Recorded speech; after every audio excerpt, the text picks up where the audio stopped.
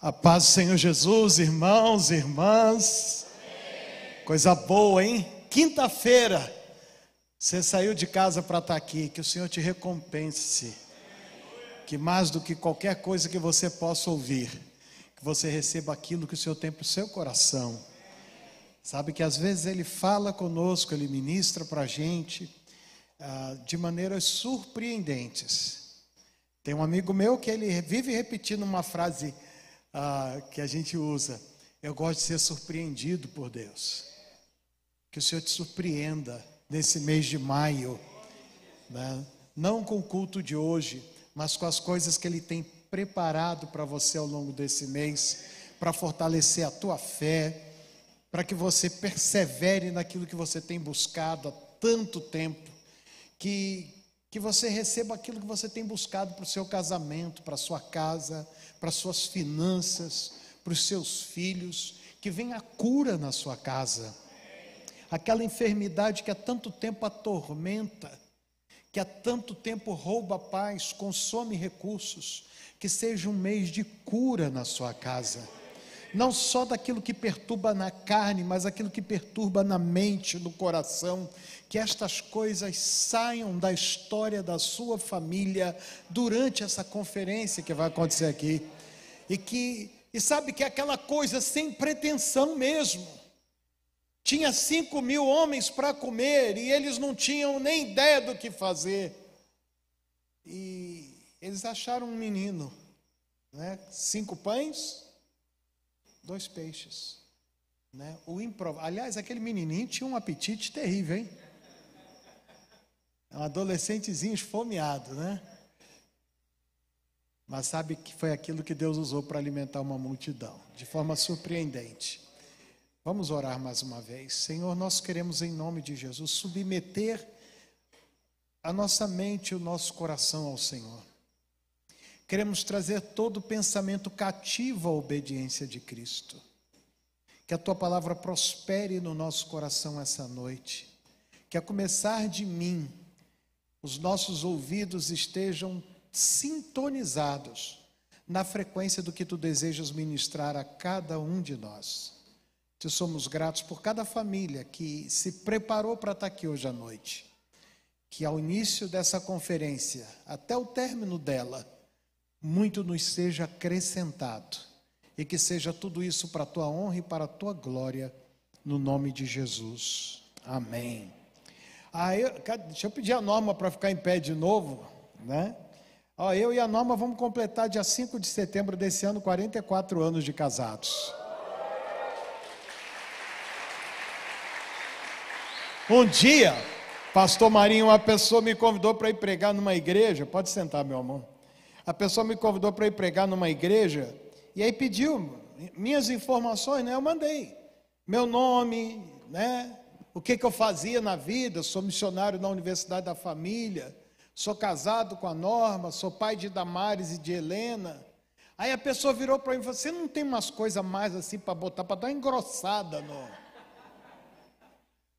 Aí eu falei para o irmão assim: irmão, se está casado com a mesma mulher há 44 anos, não for a melhor parte do meu currículo, eu não sei o que pode ser.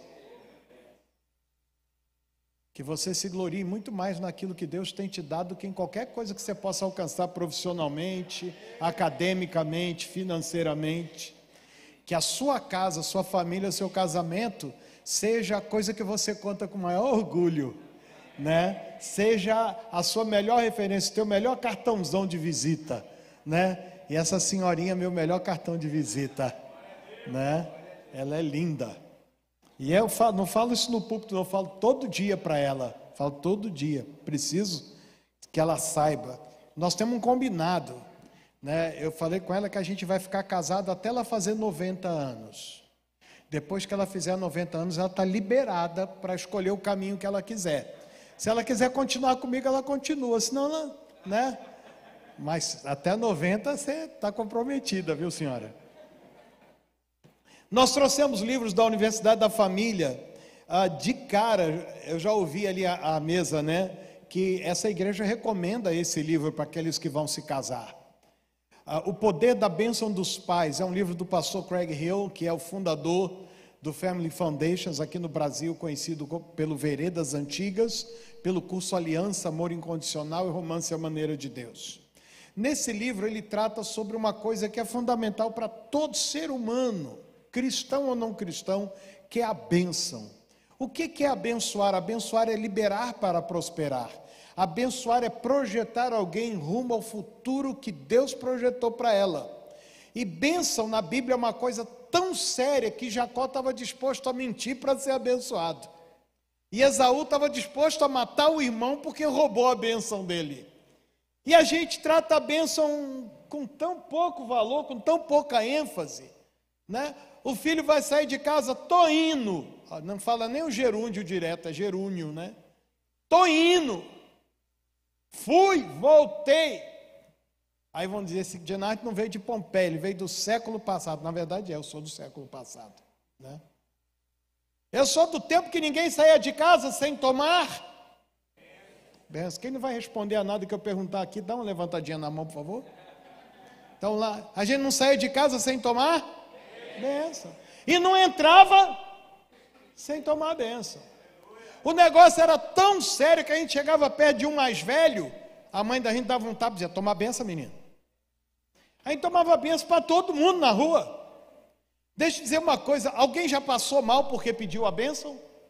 Bênção não faz mal a ninguém, gente. Aliás, o salmista diz assim, não desejou a bênção, que ela se aparte dele. Amou a maldição, que ela penetre nos seus ossos como azeite. Então, bênção é alguma coisa que tem que ser desejada e buscada.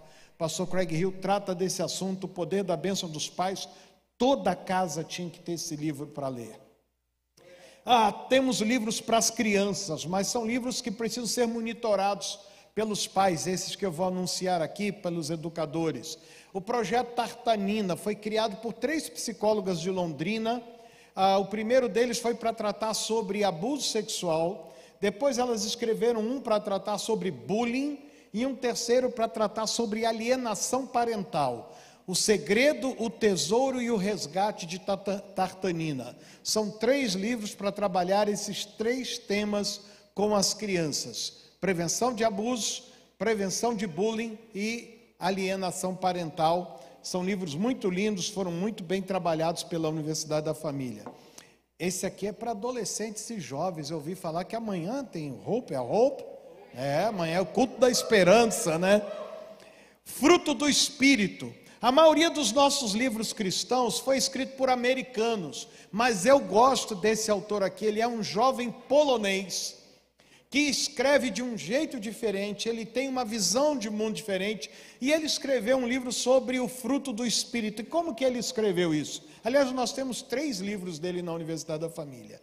Esse aqui, ele escreveu história de rapazes e moças que de alguma forma manifestaram o fruto do Espírito na vida deles, em seus relacionamentos, e como eles influenciaram outros da sua convivência. E ao escrever esse livro, ele espera que todo rapaz, toda moça, todo jovem, todo adolescente manifeste o fruto do Espírito na sua vida e nos seus relacionamentos, influenciando espiritualmente aqueles que estão à sua volta. É muito legal os livros do Thomas. E esse aqui também é para crianças de... Alguém falou comigo esses dias, da fralda ao... Eu esqueci, amor, ó. Eu vou lembrar qualquer dia desse. A pessoa você aquele livro que é da fralda até o... esqueci. Mas é para pessoas de todas as idades, mas ele foi escrito para criança. Todo pai, toda mãe, todo vovô e toda vovó quer que seus filhos e netos aprendam a orar e tenham prazer na oração. E esses 2 irmãos aqui, um chinês e um coreano, escreveram a história de George Miller, o homem das 50.000 orações respondidas. Eles contam a história de George Miller, todo em anime, né, em desenho, em cartoon, para crianças. É um livro tão legal, que outro dia desse eu estava em Fortaleza, e uma irmã veio falar para mim que ela comprou esse livro para a filha dela de 9 anos, e a filha dela reclamou, mãe, a senhora comprou para mim, mas ainda não me deu. E ela disse, pastor, eu comecei a ler, gostei tanto que eu li primeiro antes de dar para minha filha. É um livro muito joia sobre oração, como Deus nos surpreende e como Deus nos responde à medida que a gente persevera em oração. Deus respondeu às orações de Miller, pode responder às suas também. Esses e vários outros títulos a gente trouxe aqui da Universidade da Família. Muito bem, vamos lá. Eu quero aproveitar bastante o tempo de vocês. Meu amigo Douglas vai estar me auxiliando. Pode colocar já os slides lá, Douglas. Muito bem, eu quero falar sobre a fé no lar. De pai para filho há muitas gerações. Vocês sabem, a Norma não gosta muito que eu fale isso não. Eu fui o primeiro a me converter na minha família. A minha família era uma família de umbandistas. A minha casa era um centro de umbanda. A minha mãe conheceu meu pai num centro de umbanda. E desde pequenininho eu fui criado na cultura umbandista, na prática da fé umbandista. Meu pai morreu quando eu tinha 1 ano e pouco, pastor Marinho. E desde que eu me entendia por gente, era obrigação minha, toda segunda-feira acender uma vela para a alma do meu pai. Essa é uma das memórias mais remotas que eu trago comigo. Fora as muitas vezes que eu fui com minha mãe fazer ali as entregas de oferendas em esquinas e muros de cemitério, e um monte de... cada situação. Mas eu era cercado de crentes por todos os lados. A vizinhança da nossa família era assim de crente. E quando eu cheguei na adolescência, a minha mãe tinha uma preocupação comigo, porque eu sou do tempo da discoteca, dos embalos de sábado à noite. Alguém contemporâneo meu aqui? Opa, rapaz, tá um monte de coroa aqui. Ali, menino, você dançou John Travolta também, Bee Gees, aquele negócio, Staying Alive. E a minha mãe preocupada, porque quando dava sexta-feira à noite, eu trabalhava e estudava à noite, eu sumia e só ia aparecer de novo de domingo para segunda de madrugada. Minha mãe um dia, com medo de perder o filho dela, a minha mãe virou para uma crente. Eu tenho contado muito essa história ultimamente, né? Ela virou para uma crente que era uma vizinha nossa, uma paraibana de Catolé do Rocha, que era a esposa do pastor da Norma. Virou para ela e falou assim: Dona Lídia, eu acho que eu estou perdendo meu filho, a senhora pode orar por ele? Quantos sabem que Deus ouve a oração? Quantos sabem que pai e mãe preocupado com o futuro de seus filhos pode confiar em Deus em oração? Quantos sabem que você nem precisa saber orar, mas desde que alguém te ajude em oração está valendo? Só aquele pedido da minha mãe já foi uma oração. A minha mãe era uma mulher de fé, mas na fé que nós professávamos, não tinha salvação para filho que estava se perdendo. Mas na fé em Cristo tem salvação para todos os homens. E aí a dona Lídia começou a orar, e aí eles tinham comprado um sítio, e aí foram e me convidaram para ir num retiro de carnaval. Eu aceitei para ir no retiro de carnaval, era numa região de cachoeira, para tomar banho de rio, e eu levei na minha mochila um maço de cigarro, levei um dinheiro para tomar uma cerveja. Quando eles for para o culto, eu vou tomar uma cerveja. E eu descobri uma coisa, eu sabia que toda igreja tem garota bonita. Amém? E eu falei assim, e se alguém der bobeira, ainda dou um beijo na boca. Isso era fevereiro de 1978. E eu fui para lá. 3 coisas desagradáveis aconteceram e só uma coisa boa aconteceu. No dia 28 de fevereiro, tinha um rapaz lá dos seus 21 anos, pregando. No primeiro culto eu resolvi ir, porque ia dar mancada não ir no primeiro culto, né? Aí eu fui. Cheguei lá, o camarada estava pregando na carta de João: quem tem o filho tem a vida, quem não tem o filho de Deus não tem a vida. E eu ouvindo ele falar, eu disse: minha mãe conversou com esse cara, porque ele está falando como é que é a minha vida. E aí quando ele fez o convite, eu levantei e fui à frente, entreguei minha vida a Jesus. Hoje no final eu vou fazer um convite. Se você sentir no teu peito a mesma coisa que eu senti naquela noite, tu te levanta e vem aqui para receber oração. Eu disse, aconteceu uma coisa muito boa naquele retiro. Qual foi? Eu entreguei minha vida a Jesus. E aconteceram 3 coisas que eu não esperava. Eu não fumei um cigarro. Eu não tomei uma cerveja. E o pior de todos. O que foi, menina? Não beijei ninguém, vai. Mas eu tomei a decisão que me trouxe aqui hoje. Entregar minha vida a Jesus. Eu fui o primeiro da minha família a me converter, mas a Norma não. A Norma vem de uma geração de crentes. Desde a tataravó dela já eram pessoas convertidas ao Evangelho. Então, o que eu quero saber de você hoje é quanto tempo Deus está na sua família. De que maneira vocês trabalham para que Deus se mantenha na sua casa ou para que a sua casa se mantenha em Deus? Eu quero falar um pouco sobre Moisés e o pai dele. Como Moisés foi influenciado pela fé da família dele. Se é verdade o que eu vou conversar aqui com vocês, talvez isso seja uma pista que Deus vai dar para você hoje. E eu quero começar fazendo outra pergunta. Quanto tempo é nesse... Quantos pais e mães tem aqui hoje? Pai e mãe. Ok. Quem é filho de alguém aqui? Levante a mão. Ok, tem uns filhos de chocadeira aqui, que não levantaram o braço. Vamos lá. Você pode não ser pai nem mãe, mas filho de alguém você é, certo? Então vamos lá. Quantos pais e mães, avô e avó tem aqui hoje? Ok. Ajuda o teu amigo aí que ele não levantou o braço. Agora eu vou perguntar, você levanta, viu, gente boa? Quem é filho de alguém aqui, levante o braço. Ô, rapaz. Tu é filho de alguém, tu tem mãe? Tem pai, filho? Tem, então abaixa todo mundo para ele ter... Agora ele entendeu, né? Quem é filho de alguém, levante o braço. Ah, todo mundo é filho de alguém. A pergunta que eu quero fazer é: quanto tempo você precisa para ensinar o que é indispensável a seu filho? Eu vou dar algumas opções para você. 1 ano.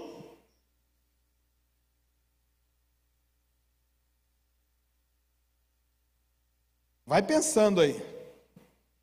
5 anos. Não, em 5 anos eu ensino tudo que meu filho precisa saber para o resto da vida. 21 anos. Não, até ele ficar maior de idade eu ensino tudo, daí ele se vira. A vida inteira. Ou nenhuma das respostas anteriores? Porque tem gente também que não escolhe nada, né? Quem acha que em 1 ano dá para ensinar tudo que o filho precisa? Só eu, né? 5 anos. Quantos acham que com 5 anos você já ensinou? Ninguém? 21 anos. 21 anos. Gente, se ninguém levantar a mão para 21 anos, eu vou ficar frustrado. 21 anos, alguém acha que com 21 anos o filho já... Agora ele levantou, agora ele está esperto. 21 anos, quantos acham que com 21 anos, lá atrás outro, ó. Agora eu já sei o que todo mundo vai responder. Quem acha que precisa a vida inteira para ensinar o filho? Quer ver como é que vocês estão respondendo errado? Que idade tem seu filho? De vocês dois. Que idade tem ele? Que idade ele tem? Esse que está aqui tem que idade? 49. Vocês continuam ensinando as coisas para ele ainda? Está aprendendo com ele. Normalmente a vida é cíclica, né? A gente vira filho dos filhos da gente. Quem não acha nada, nenhuma das respostas anteriores? Na verdade, vamos ver se é verdade o que eu estou falando. Pode passar, por favor, Douglas. Eu fiz uma lista do que eu acho que é indispensável ensinar para os filhos. Primeira coisa que eu coloquei: aprender a se virar sozinho. Meu Deus. Tem gente que não sabe pegar um ovo dentro da geladeira e fritar. Eu não estou falando de 3 anos de idade, eu estou falando de burro velho, como dizia minha mãe. Tem umas criaturas. Mãe! Que é, menino? Mãe! Que é, menino? Chuveiro não está esquentando.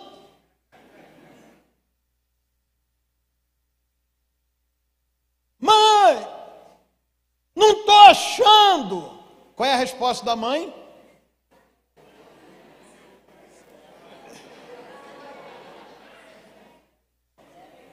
"17 anos tem o sujeito."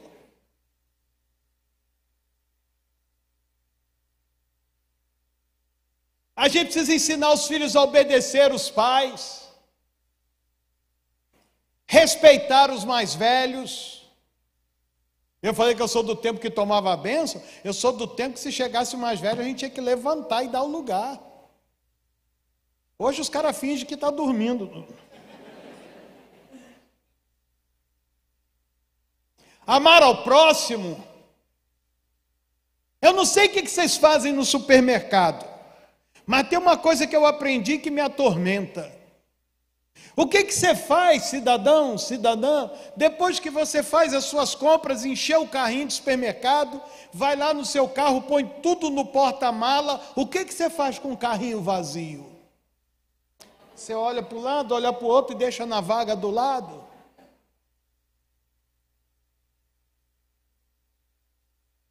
Você sabe qual é o recado que você está mandando?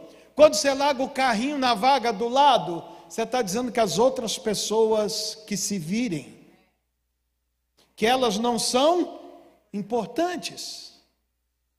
Aí você vai com o seu filho no supermercado, você colocou tudo no porta-mala, aí você vira para ele e diz assim: filho, leva lá naquela baia onde estão os... Pô, mãe, é longe pra caramba.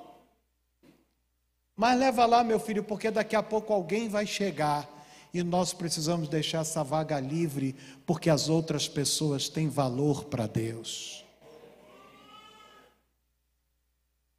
Aí ele vai resmungando para caramba, mas tem que ir.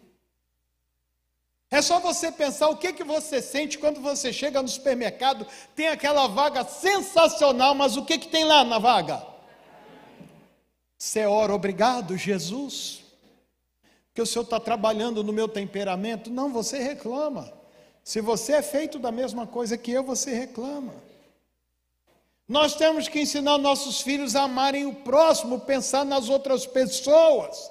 Você já viu, tomara que não tenha nenhuma pessoa de fora da igreja aqui hoje à noite, você já viu a hora dos crentes comer? Nós fomos num retiro de casais num navio, eu e Norma. E aí, pastor... Na noite especial lá, rapaz, tinha uma cascata de camarão VG. Aquele negócio bonito, assim, ornamentado, a gente só viu de longe, pastor Maria. Quando nós chegamos lá, o camarão todo tinha sido arrebatado. Os crentes botavam camarão no prato como se fosse a última refeição da vida. De tal forma que quando nós chegamos já não tinha mais um camarão, a cascata tinha secado. E sabe o que é pior? Quando terminou o jantar, tinha camarão sobrando nos pratos.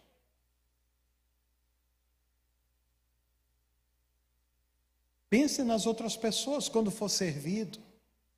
Tire o suficiente para você e ora a Jesus para sobrar, para você poder vir mais uma vez. Mas pegue só o suficiente, lembre de quem vem depois de você. Você tem que ensinar o seu filho a amar o próximo, mas também tem que ensinar o seu filho a amar a Deus sobre todas as coisas.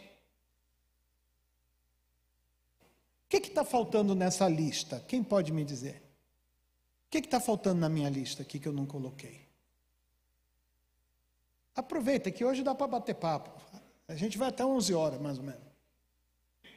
Cadê? Alguém quer acrescentar? Sim, irmão?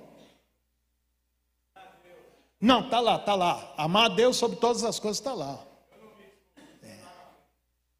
Está perdoado. O que mais?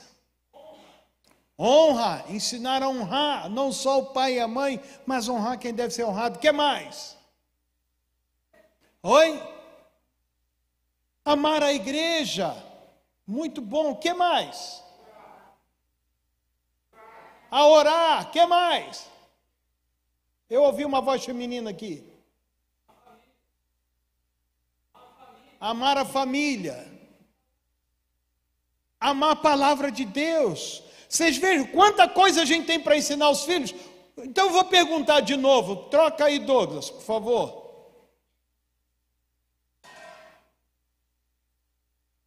Reveja o seu prazo. 1 ano, 5 anos, 21 anos ou a vida inteira? O que vocês acham? É muita coisa para ensinar. Se puder dar 2 vidas, tá bom. Porque às vezes você olha para uma pessoa adulta e diz, como é que esse sujeito ainda não aprendeu isso? Mas deixe-me dizer para você, querido, pensa junto comigo, pode trocar por gentileza. Se os nossos dias são difíceis, imagina os dias em que Moisés nasceu. Os dias que Moisés nasceu, existia um governante inseguro, tirano e assassino. Moisés nasceu numa época em que a sua família vivia num ambiente de idolatria e magia. Lembram que os feiticeiros de Faraó conseguiram reproduzir os mesmos sinais? O tempo que Moisés nasceu, a economia do lugar onde ele nasceu, que era o Egito, era uma economia baseada na exploração de mão de obra escrava, igualzinho que a gente viveu aqui no Brasil até 1888 e com suas ramificações em outros estilos de escravidão pós-moderna. Moisés nasceu num tempo muito difícil. Agora a pergunta que eu faço é: quanto tempo Moisés passou no seio da sua família? Por gentileza, Douglas. Tem um outro antes, eu acho. Isso. Quanto tempo ele passou com a família dele? 1 ano? 5 anos? 21 anos? Ou a vida inteira? Nós todos estamos dizendo aqui que para ensinar o que é indispensável, nós estamos pedindo qual prazo a Deus? A vida inteira. Os pais de Moisés tiveram a vida inteira para ensinar a ele? Os pais de Moisés, abra sua Bíblia em Êxodo capítulo 2, versos 9 e 2.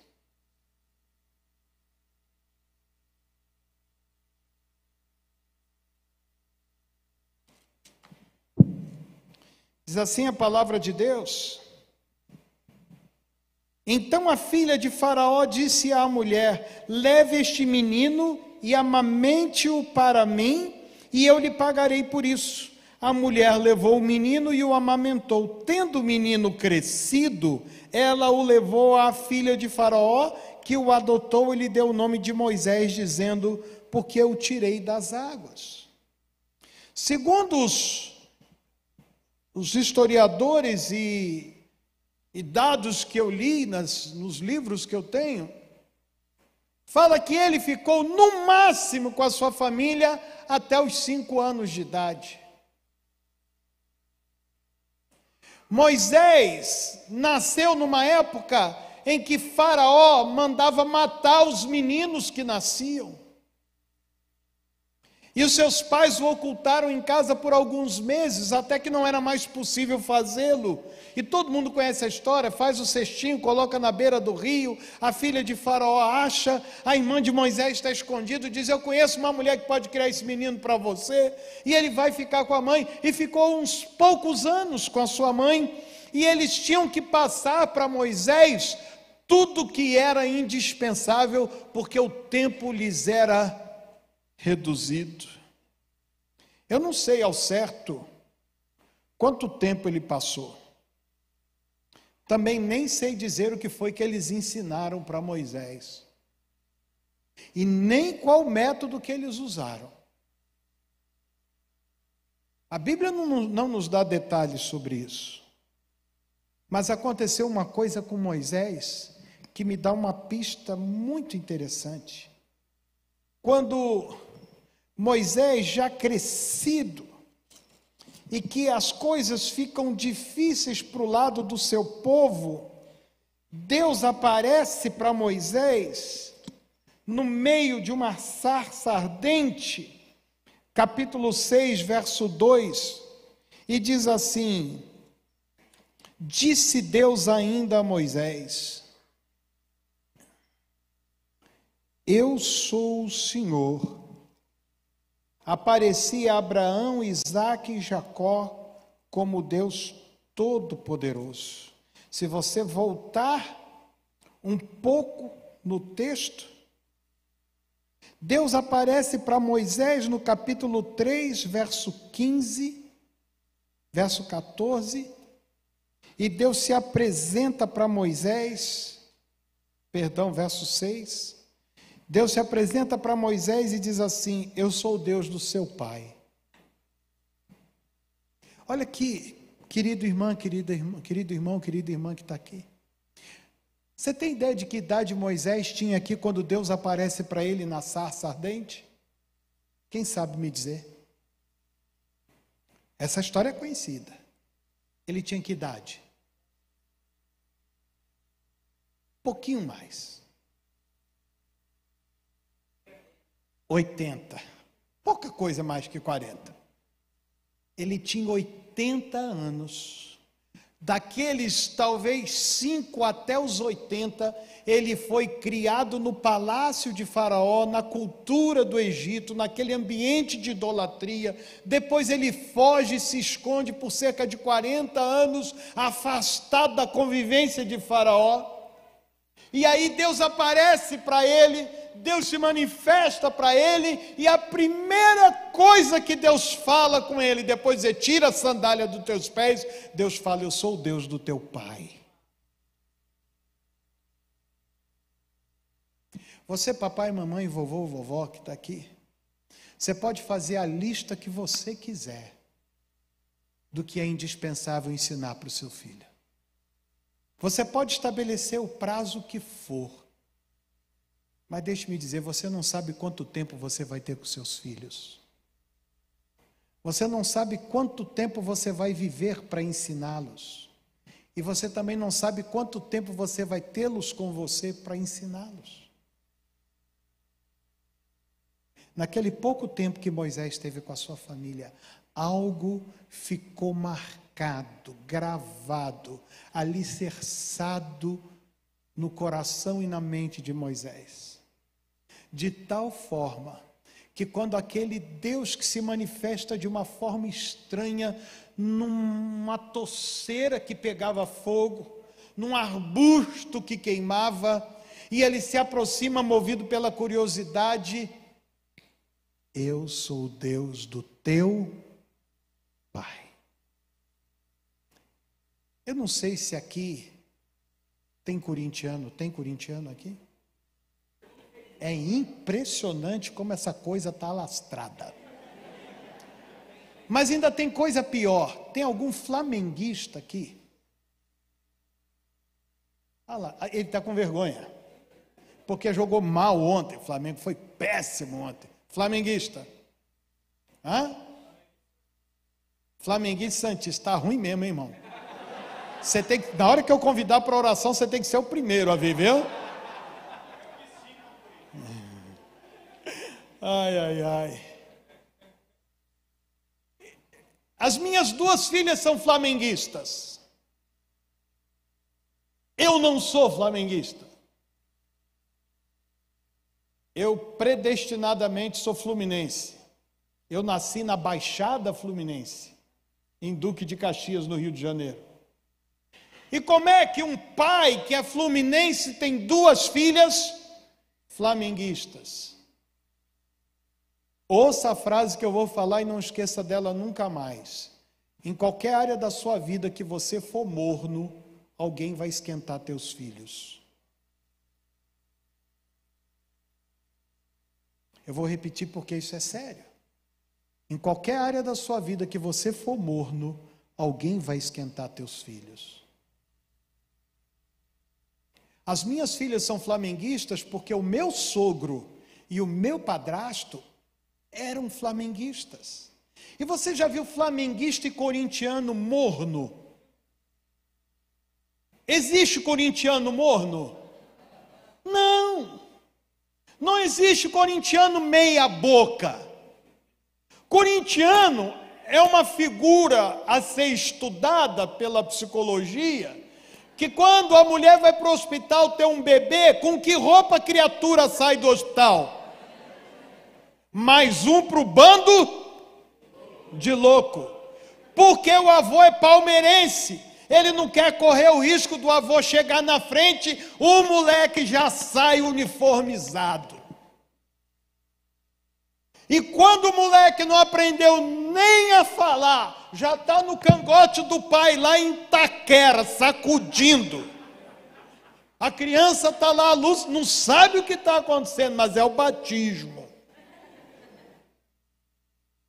Flamenguista é a mesma coisa. Mas porque eu era morno, nunca levei minhas filhas no Maracanã, nunca dei uma camisa do Fluminense, não sabia nem cantar o hino do Fluminense. Quem chegou na frente? Quem chegou? Meu sogro e meu padrasto. E converteram minhas filhas a quê? Flamenguista. Para minha tristeza. Naquilo que você for morno, alguém vai chegar na tua frente e vai esquentar o coração dos teus filhos. Moisés ia ser tirado dos pais e levado para onde? Para o palácio de quem? Ele se achava a reencarnação da divindade. O Egito era cheio de deuses, deuses para todas as situações. Moisés corria um risco tão grande quanto o risco da morte. Era entrar no palácio de Faraó e ser enredado pelas mentiras de uma falsa religião, de uma falsa doutrina, de uma fé fundamentada em preceitos enganosos. O pai de Moisés, a mãe de Moisés, não sabiam quanto tempo teriam, mas eles ensinaram o indispensável: quem é o Deus do papai e da mamãe? Quem é aquele a quem nós servimos? Quem é aquele em quem nós cremos? Quem é aquele que os nossos antepassados serviram? E quando Deus fala com Moisés, quando Deus se apresenta para Moisés, Ele diz: eu sou o Deus do teu pai. Mas Ele diz também: eu sou o Deus dos teus antepassados. Isso é tão sério. Deus leva tão a sério essa coisa de estar na sua família, que Deus mesmo se apresenta: eu sou o Deus de Abraão, Isaque, eu sou o Deus do Pai, do Filho e do Neto. Um dia eu fiquei me perguntando, tem uma parte da Bíblia que a gente não gosta de ler. Eu não sei se você é igual a mim. Você vai lendo, Deus vai falando, chega na genealogia, você pula. Pula ou não pula? É difícil ler genealogia. Fulano gerou a Beltrano, Ciclano e Fulano. Parece um cântico gregoriano. E viveu tantos anos e gerou a mais Ciclano, Beltrano e Fulano. Quem aguenta um negócio desse? Você chega em Crônicas, é só genealogia. Você chega em Números, tem contagem no início e contagem no final. E aí você se pergunta: o que isso está fazendo na Bíblia? Por que genealogia na Bíblia? Por que saber quem era quem, filho de quem, neto de quem, quanto tempo viveu? Um dia eu perguntei, levei a sério: Senhor, por que tanta genealogia na Bíblia? E eu não sei se a resposta certa é essa, mas o conforto que veio ao meu coração foi Deus me dizendo: eu queria que as pessoas soubessem que eu estou de olho na família delas. Eu sei de onde você veio. Eu conheci o teu tataravô, o teu bisavô, o teu avô, o teu pai. Conheço você. Mas também conhecerei teus filhos, teus netos, teus bisnetos e teus tataranetos. Eu gostei da frase que eu li aqui no telão: antes da igreja veio a família.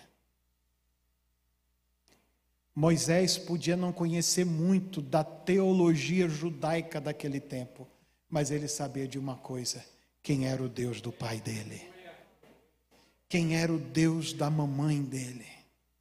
Ele cresceu nos primeiros anos ouvindo a história dos patriarcas. Ele cresceu nos primeiros anos ouvindo das promessas que o Senhor havia feito ao pai Abraão. E agora nos encontramos aqui nesse cativeiro que já dura mais de 4 séculos. Mas saiba, Moisés, nós temos uma promessa que um dia teremos a nossa própria terra e o Senhor vai nos levar. Ele só não sabia uma coisa: era o filhinho deles que seria o libertador. Você precisa treinar, educar o seu filho, porque você talvez não saiba os planos que Deus tem para ele, mas você sabe quem é o Deus da sua família e você precisa apresentá-los para o seu filho. Por que os pais precisam ensinar estas coisas aos seus filhos? O que os pais dos nossos dias estão precisando? Abra sua Bíblia em Hebreus capítulo 11, verso 23.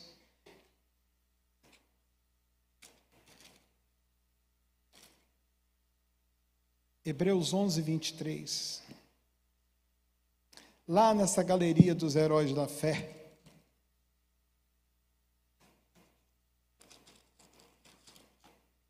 eu estou aqui abrindo e o Douglas já botou na tela no exercício, né, Douglas? Vamos ler juntos então. Pela fé, vamos todo mundo junto aqui na tela? Pela fé, Moisés, recém-nascido, foi escondido durante 3 meses por seus pais, pois viram que o menino era bonito e não temeram o decreto do rei. Êxodo capítulo 2, verso 3. Esperar o Douglas colocar ali. Isso, vamos juntos novamente. Quando não podia mais escondê-lo, pegou um cesto feito de papiro e o vedou com betume e piche. Colocou nele o menino e deixou o cesto entre os juncos à margem do Nilo. O que os pais dos nossos dias precisam?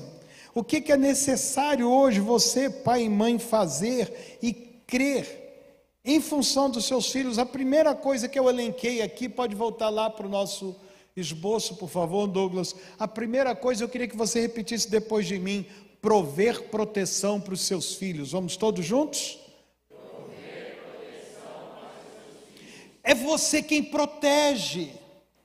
Andando por aí para todo lado, eu vejo pais assustados, amedrontados, inseguros com o que o mundo está vivendo, com o que o mundo está oferecendo, com os riscos dos dias que nós vivemos. Mas deixe-me dizer, é você o protetor do seu filho, é você quem provê segurança para os seus filhos, é você quem tem que abrigar, esconder, acolher o seu filho nesse mundo difícil.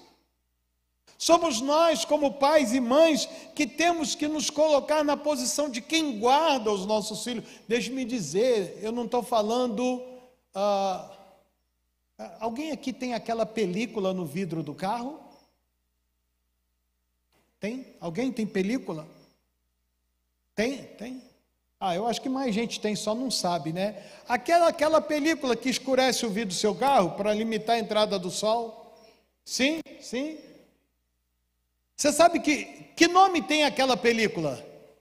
Insulfilme. Você sabe que aquela película, ela tem uma função. Ela está ali para limitar a entrada dos raios de sol e proteger quem está dentro do carro.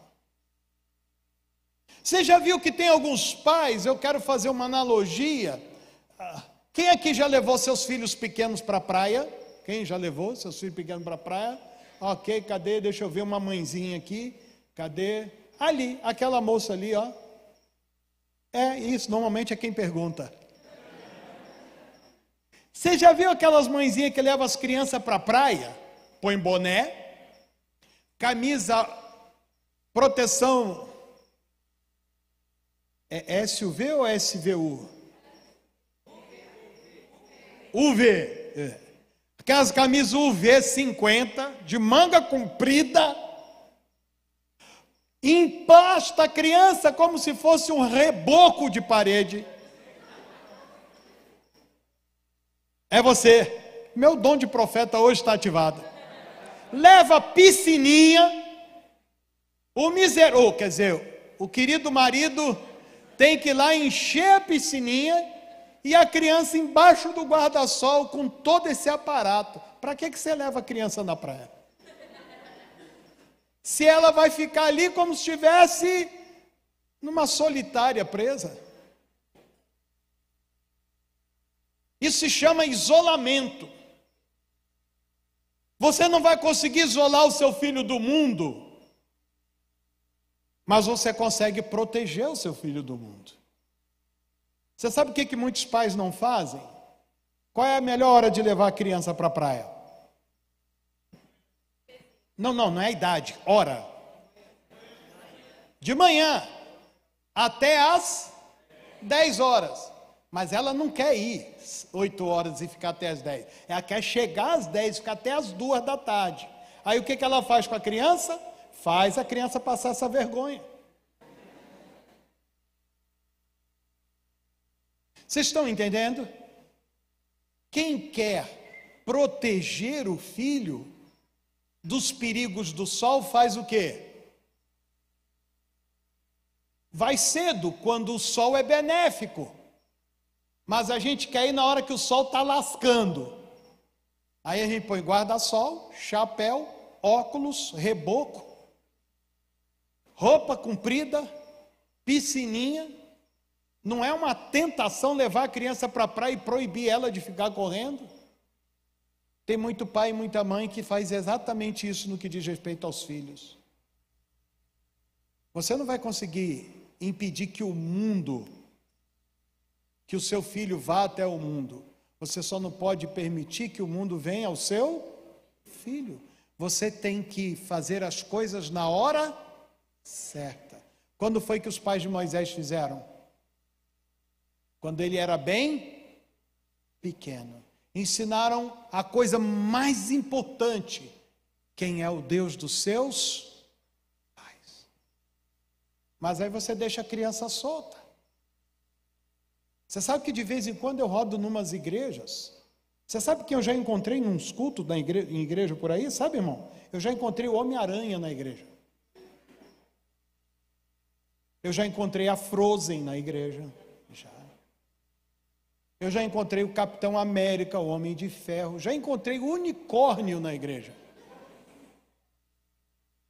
Porque dá domingo de manhã, a mãe chega para a criança e diz: com que roupa você quer ir para o culto?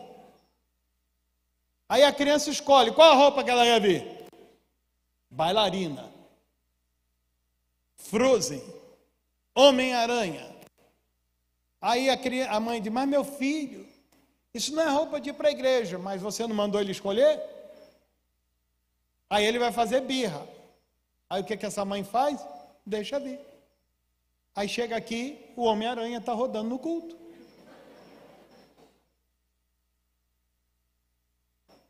Porque dá menos trabalho deixar o Homem-Aranha vir do que dizer para ele que ele precisa vir de Peter Parker, com roupa civil. Uma vez eu fui pregar numa igreja no Rio de Janeiro. A igreja era grande, tinha uma galeria. E eu descobri que tinha uns pais, com a vida muito atribulada, a corrida de hoje, a igreja tinha um momento de fazer atividade física no culto. E eu estou pregando, a maioria da igreja sentada, e tinha um homem fazendo ginástica na igreja. Subia, corria, descia de um lado, corria do outro, e o personal trainer dele na frente, de 3 anos de idade.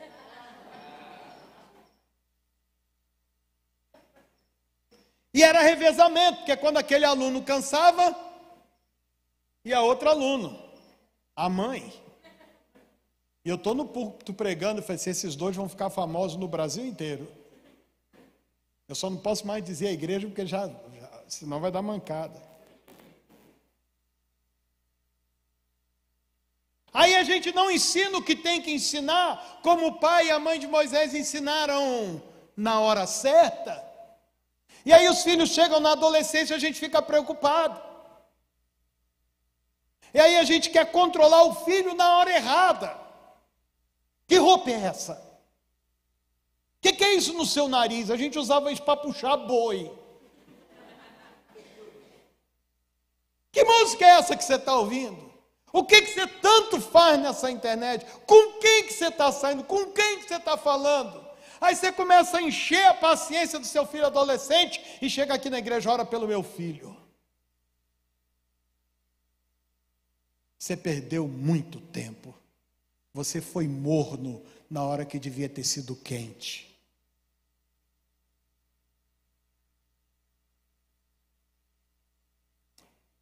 Todo mundo está entendendo? Moisés ficou velho, com 80 anos. Morou 40 praticamente, aonde? No palácio de Faraó. Os outros 40 ele se escondeu num canto porque teve aquele incidente lá de matar o egípcio. Mas uma coisa Moisés nunca esqueceu na vida dele: quem era o Deus do seu pai. Provérbios 22:6 diz: ensina a criança no caminho que ela deve andar, e mesmo quando ela tiver 80 anos, ela não vai se esquecer. Quanto tempo você vai ter para ensinar o que é indispensável para o seu filho? O que você está escolhendo ensinar para o seu filho? O que intencionalmente você está ensinando para o seu filho? Vamos voltar ao que os pais do nosso tempo precisam hoje: prover proteção para os seus filhos, não serem prisioneiros do medo. As pessoas estão com medo de tudo. Eu não sei, eu não tenho alguns medos que as pessoas hoje verbalizam: medo do comunismo, medo do movimento LGBTXYZ, medo disso, medo daquilo outro. Não seja um pai, uma mãe, um avô e uma avó governados pelo medo. Não exerça uma paternidade baseada no medo. Exerça a sua paternidade baseada na confiança de que a palavra de Deus é a nossa regra de fé e prática para todas as questões da vida, inclusive para a educação dos nossos filhos. Tenha confiança na palavra de Deus. Um dia um pastor virou para mim e falou assim: Dinati, a minha filha começou a namorar um rapaz, eu não tenho certeza se ele é o homem certo para a vida dela. Eu virei para ele e falei assim: meu irmão, a sua filha já é uma mulher adulta. Dificilmente ela está numa condição em que você vai escolher por ela. Tudo que você tem hoje sobre ela, no máximo, é influência. E eu fiz uma pergunta para ele: você confia que você transferiu para o coração dela tudo que deveria ter transferido? Você tem certeza que a sua filha foi equipada com tudo que ela precisa para fazer boas escolhas? Se você tem certeza disso, descanse naquilo que você semeou no coração dela. Me parece que tudo deu certo, né, meu amor? Ela já deu alguns netinhos para ele. Um dia a Norma plantou salsinha na nossa casa. Mineiro, se não tiver um canteirinho de verdurinha, não é mineiro. O apelido da Norma é Senhora Verdinho. Tudo tem que ter um verdinho. Ela plantou salsinha na nossa casa, preparou o canteiro, semeou. Adivinha o que aconteceu? O que vocês acham que aconteceu? Nada, não aconteceu nada, nasceu nada. Essa mulher ficou frustrada, não deu em nada. Ela ficou aborrecida, meteu a enxada, desfez o canteiro, plantou o quê, meu amor? Plantou mandioca, pegou uns talinhos de mandioca, plantou mandioca. O que nasceu? Salsa.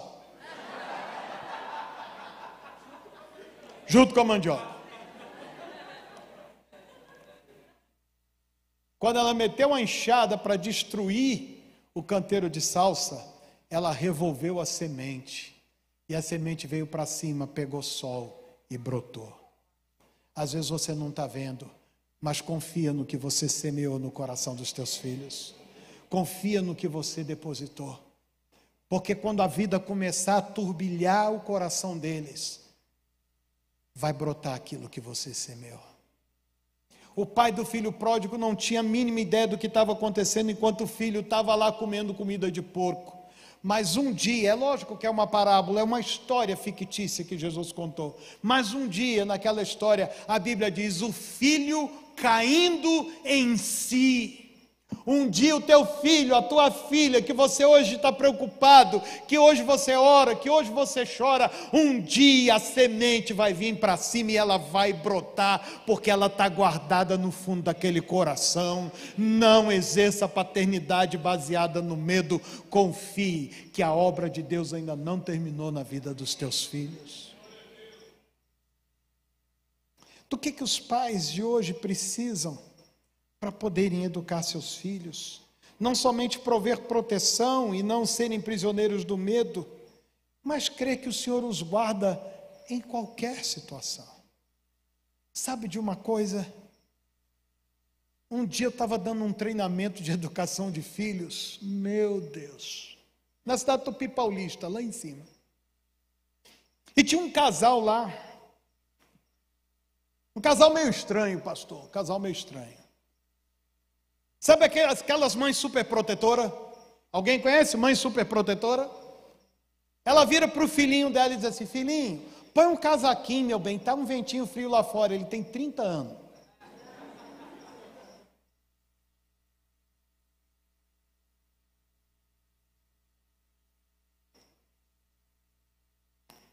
Esse casal estava lá e eu estava falando sobre essas coisas de que você não vai conseguir monitorar o seu filho a vida inteira. E aí o marido pediu licença e disse: pastor, posso falar uma coisa? Pode.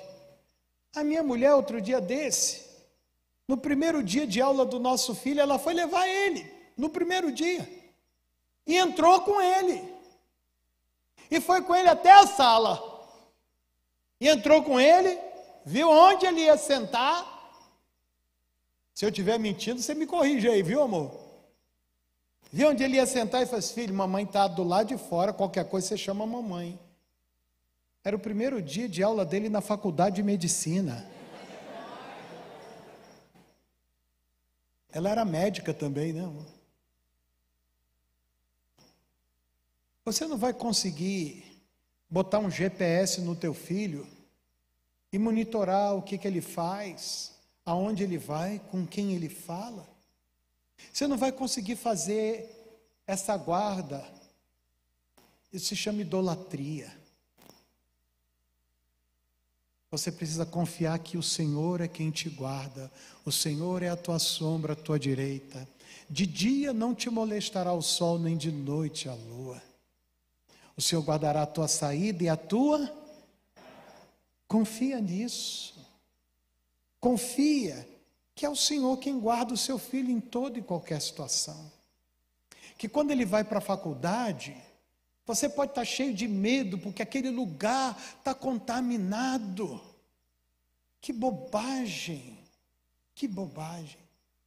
Não tem ideologia, filosofia ou ciência distorcida que vai ocupar um coração que já foi preenchido com a graça e com a palavra de Deus. Se você fez o seu trabalho em casa, se você gastou o tempo que deveria ter gasto na hora certa, você tem um filho com o coração firmado na palavra de Deus. É o Senhor quem vai guardá-lo. Sabe o que mais que os pais de hoje precisam estar? Eles precisam estar atentos à ação sobrenatural de Deus. Tem umas coisas que... Eu estava comentando agora à mesa, que a minha filha fala que eu tenho que escrever livro, né? Alguém disse que eu sou o Forrest Gump gospel, o contador de história, né?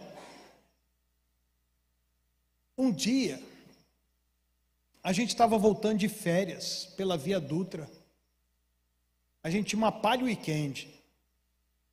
E aí eu olhei pelo retrovisor e vi uma outra Palio Weekend, igualzinha a mim, igual, corando, tudo. Aí eu virei e falei assim: a irmã gêmea vai passar aqui do lado. Aí eu joguei para a pista de cá e o carro passou a 1000. No que passou a 1000, bateu no carro que estava lá na frente. Atrás de mim vinha uma Fiorino.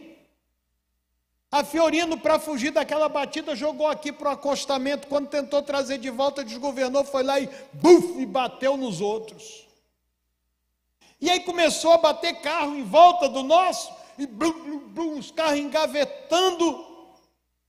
E eu estava com a Norma e as nossas sobrinhas dentro do carro. E todos os carros à nossa volta bateram, exceto o nosso. E eu fui desviando assim, daqueles carros batidos, engavetados, uns 500 metros à frente tinha uma posto da Polícia Rodoviária Federal. Eu parei e avisei: ó, vocês dão um pulinho ali atrás que está cheio de carro engavetado. A mão do Senhor estava sobre nós. Voltando um pouco mais no tempo, a gente morava no Rio de Janeiro.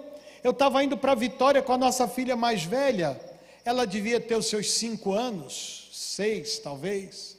Eu tinha acabado de comprar um relógio bonito, rapaz. E a gente pegou o ônibus para ir para a rodoviária Novo Rio. E aí eu entrei, sentei no ônibus, minha filha aqui, botei a mão assim na janela. O ônibus não estava totalmente cheio, era tarde da noite.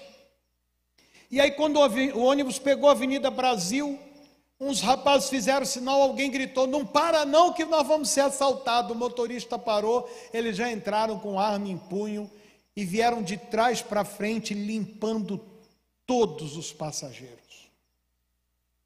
Eu estava com a minha filha aqui nesse banco duplo, atrás era um banco único, aquele banco individual, e tinha um cidadão da Marinha, com farda da Marinha, dormindo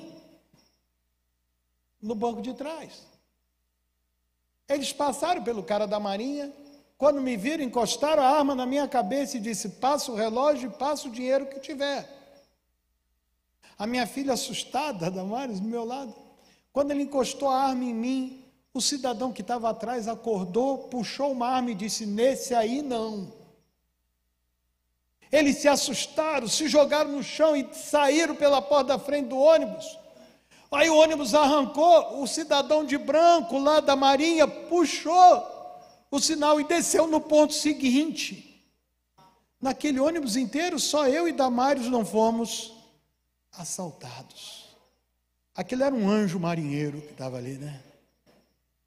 Confie na ação sobrenatural de Deus. Confia que o anjo do Senhor acampa em derredor daqueles que o temem e os livra. Quando o teu filho sair para a faculdade, meu filho, que o Senhor te abençoe, que você tenha uma boa aula, que você aprenda tudo. Quando o seu filho sair para o ensino médio, filho, que você aprenda tudo que foi ensinado hoje. Olha, que o Senhor te guarde na ida e na volta. Quando o teu filho for para o ensino infantil, quando ele for para o ensino fundamental, abençoe e descanse o seu coração, porque aquele que não dorme, aquele que não cochila, está de olho nos teus filhos, está de olho neles. Nós, como pais, precisamos nos dias de hoje passar para os nossos filhos a tranquilidade que nós temos no Deus que nós servimos e conhecemos. E para a gente terminar, meus irmãos, as 3 palavras, aliás, as 3 palavras, perdão, eu pulei aqui um slide, tem mais 4 coisinhas. Abra sua Bíblia em Atos 7, versos 21, 23, 25, Atos 7. Douglas já estava esperto esperando lá. Vamos ler juntos aqui na tela. 21, 23, 25, 30 a 34. É uma boa leitura. Vamos lá? Quando foi abandonado, vamos juntos? Quando foi abandonado, a filha do faraó o tomou e o criou como seu próprio filho. Verso 23. Ao completar 40 anos, Moisés decidiu visitar os seus irmãos israelitas. 25. Ele pensava que os seus irmãos entenderiam que Deus o estava usando para salvá-los, mas eles não compreenderam. 30 a 34. Passados 40 anos, um anjo apareceu a Moisés em meio às labaredas de uma sarça em chamas no deserto, perto do monte Sinai. Vendo aquilo, Moisés ficou atônito. Aproximando-se para observar, ouviu a voz do Senhor: eu sou o Deus dos seus antepassados, o Deus de Abraão, o Deus de Isaque e o Deus de Jacó. Moisés, tremendo de medo, não ousava olhar. Então o Senhor lhe disse: tire as sandálias dos pés, pois o lugar em que você está é terra santa. De fato, tendo visto a opressão sobre o meu povo no Egito, ouvi os seus gemidos e desci para livrá-lo. Vem agora, e eu o enviarei de volta ao Egito. Este é o mesmo Moisés que tinham rejeitado com estas palavras. Quem o nomeou líder e juiz? Ele foi enviado pelo próprio Deus para ser líder e libertador deles, por meio do anjo que lhe apareceu na sarça. Ele os tirou de lá, fazendo maravilhas e sinais na terra do Egito, no Mar Vermelho e no deserto durante 40 anos. Este é aquele Moisés que disse aos israelitas: Deus levantará dentre os seus próprios irmãos um profeta como eu. Ele estava na congregação no deserto com um anjo que lhe falava no Monte Sinai e com os nossos antepassados. Foi ele que recebeu as palavras vivas para transmiti-las a nós. Os nossos antepassados, porém, recusaram-se a obedecer-lhe. Ao contrário, rejeitaram-no e no seu coração voltaram para o Egito. Último versículo. Eles disseram a Arão: faça para nós deuses que nos conduzam, porque a esse Moisés, o homem que nos tirou do Egito, não sabemos o que aconteceu. Sabe o que os pais dos nossos dias precisam? Não desperdiçar o tempo. Os nossos filhos vão partir uma hora. Quanto tempo você tem? 1 ano? 5? 21? Ou a vida inteira? Quanto tempo você tem? Agora eu já confundi vocês, né? Sabe qual é a resposta certa, que não está ali? Você tem o dia de hoje. Hoje, se ouvirdes a sua voz, não endureçais.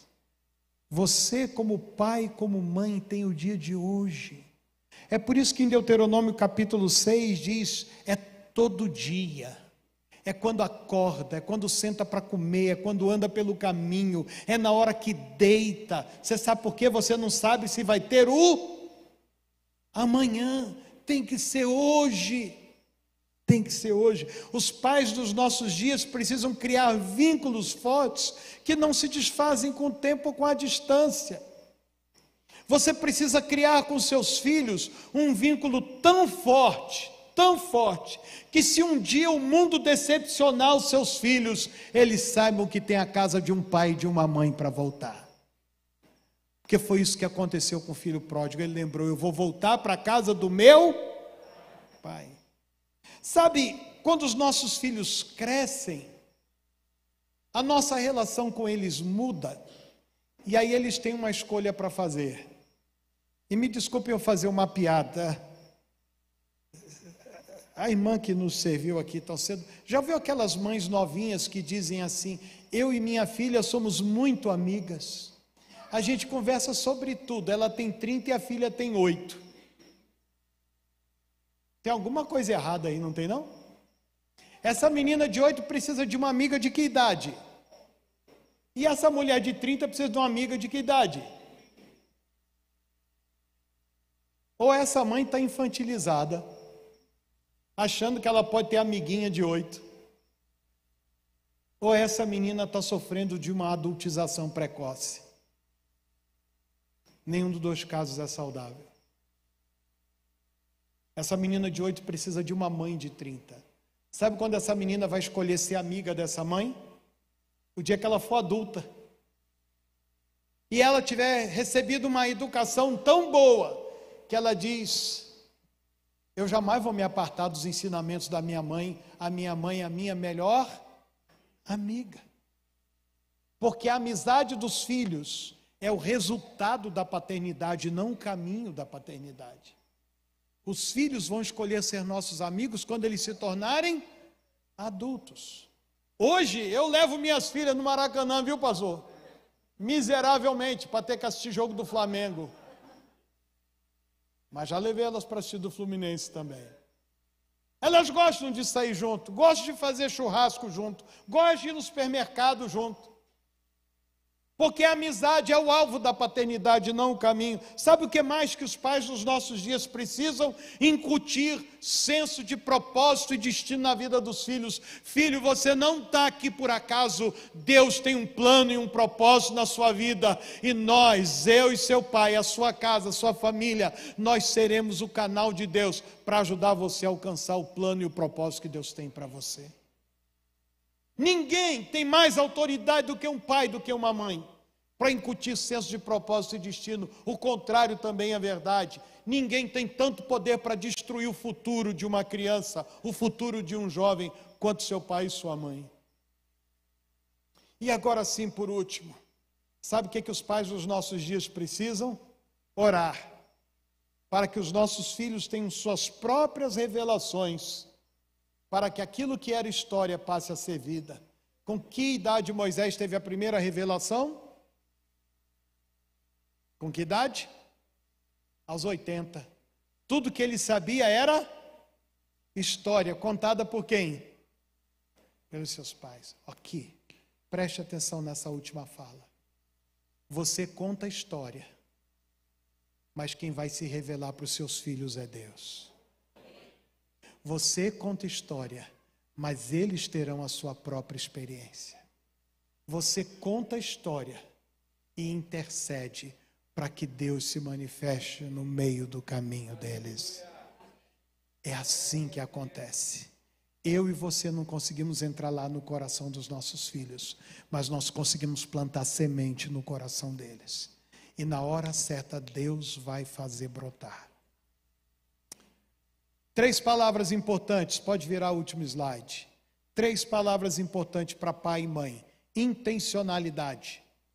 Você não pode fazer de vez em quando. Conhece gente, deve ter uns irmãos aqui assim, atleta de vez em quando?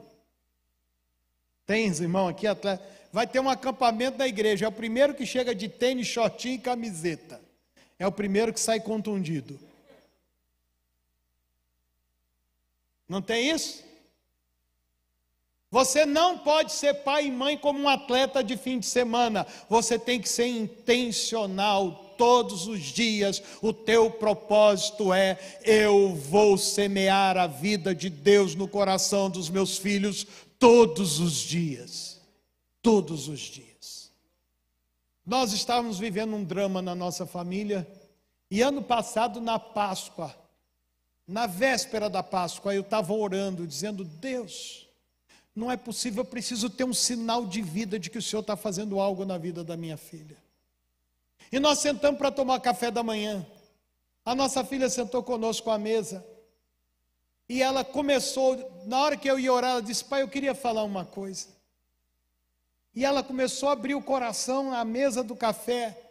E eu fechei os meus olhos, agradeci a Deus, e a gente orou, e a gente chorou muito ali, porque não tem outra coisa que eu e você possamos fazer, a não ser semear na vida dos nossos filhos, intencionalmente, e confiar de que eu plantei, Apolo regou, mas é Deus quem dá o crescimento. Nós somos intencionais no que fazemos. A segunda coisa é regularidade. Sabe o que é regularidade? Alguém aqui pratica atividade física? Você vai na academia, menina? Você faz crossfit? Eu tô esperto hoje. Quantas vezes por semana? 2. Há quanto tempo? Voltou semana passada. Então, no quesito regularidade, adivinhe, ela não é um bom exemplo. Alguém aqui faz atividade física com regularidade? Lá atrás, aquela menina, o seu braço levantou até bem, não tem artrite, nem artrose, está legal, nem bracinho de tiranossauro rex, aqueles irmãos que levantam o bracinho. O que você faz, menina? Academia há quanto tempo? 4 meses. Quantas vezes por semana? 4 vezes por semana. Você não faz mais nada? Não, brincadeira. Você vai. Então, regularmente você está lá. Quem mais? Não acredito. Não. Qual é o teu nome, menina? Marcelo, qual é o teu nome? Presta atenção aqui na história aqui. Aprende o que é regularidade. Aprende. O que o senhor faz, meu irmão?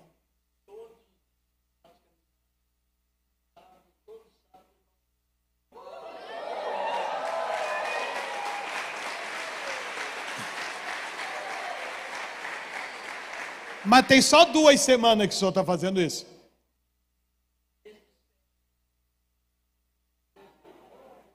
Mas o senhor deve estar com uns 9.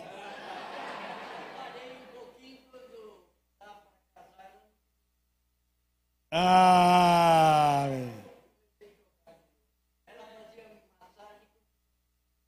Olha aí, se a gente estiver atrapalhando, nós vamos embora, hein? Vocês aprenderam o que é regularidade? Você aprendeu o que é regularidade? Regularidade não é de quando em vez. Regularidade é numa frequência correta, repetida, insistente. Chovendo ou fazendo sol. Eu e essa senhorinha aqui decidimos que a gente ia cuidar da saúde de fora, além da saúde de dentro, né? Essa mulher não sabia nadar, ela tinha medo de se afogar no chuveiro. Estou mentindo, meu amor? Ela tinha medo de se afogar no chuveiro, pastor. Ela afogava no chuveiro. Vocês sabem, na pandemia ela começou a fazer natação. Quantos metros você nadou hoje?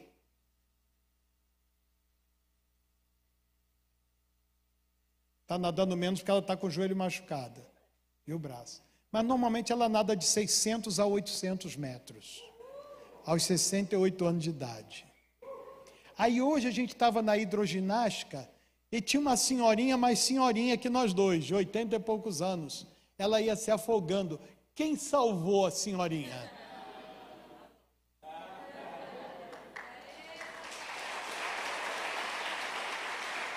A minha mulherzinha, que se afogava no chuveiro, hoje tomou coragem para ajudar uma senhora que estava desequilibrando dentro da piscina. E eu falei assim, amor, isso é uma conquista absurda. Você está tão segura dentro d'água que você foi ajudar. Então, educação de filhos exige regularidade. Angu de um dia não engorda cachorro. Uma oração de uma vez por semana não ensina os nossos filhos a depender de Deus. Falar o Salmo 23, verso 1, uma vez por semana, não ensina os nossos filhos a amar a palavra de Deus. Nós precisamos fazer isso numa base intencional e regular, porque a terceira palavra é previsibilidade. Se você fizer as coisas intencionalmente, numa base regular, é previsível que você vai colher o fruto certo na vida dos seus filhos. Você pode ter certeza de que a sua semeadura vai dar fruto, porque o salmista diz, aquele que sai andando, enquanto semeia, voltará sem dúvida.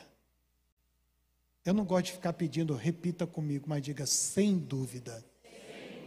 Você sabe o que é sem dúvida?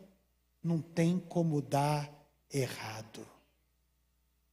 Quem sai andando e chorando enquanto semeia, voltará sem dúvida, trazendo consigo os seus feixes, o fruto do seu trabalho. Eu quero orar por você. Sim, minha querida. Obrigado. Me perdoem, eu fui infiel à palavra de Deus. Voltará sem dúvida, com alegria. Faltou esse aposto, né? Com alegria, trazendo consigo os seus feixes. Vamos ficar de pé para a gente orar. Eu quero orar por alguns motivos. Porque eu estou falando isso aqui, parece que dá tudo tão certo, tão fácil. E é bem possível que algumas pessoas aqui não estejam vendo essa coisa tão certa e tão fácil. Talvez tenha pai e mãe aqui com filho afastado da casa de Deus, afastado da presença de Deus, não quer nada com Deus, não quer nada com a fé de seus pais, e talvez isso seja a coisa que te dá mais tristeza no coração. Se tem alguém aqui cujos filhos estão nesse estado, eu quero que você seja o primeiro a sair do seu lugar para orar por você. Se você semeou, trabalhou, orou, deu o seu melhor e alguma coisa não deu tão certo, eu quero orar por você. Eu tenho uma crença no meu coração. Sabe qual é a crença que eu trago no meu coração? Nós estamos orando aqui hoje, e sabe o que Deus pode estar fazendo? Está indo achar o teu filho aonde ele estiver, indo achar a tua filha aonde ela estiver, colocar aquele incômodo, aquele desconforto no coração, de dizer: eu vou voltar para a casa dos meus pais, porque lá até empregado come melhor que eu. Eu vim aqui falar dessas coisas não para trazer condenação, para acusar, mas eu vim dizer que você pode ter esperança de que, igualzinho a Norma, a sementinha está lá, e Jesus vai dar uma mexida naquele terreno, e a semente vai vir para o topo, para a face, aonde o sol bate, aonde o calor chega, e a semente vai germinar em nome de Jesus. Vamos orar por esses irmãos.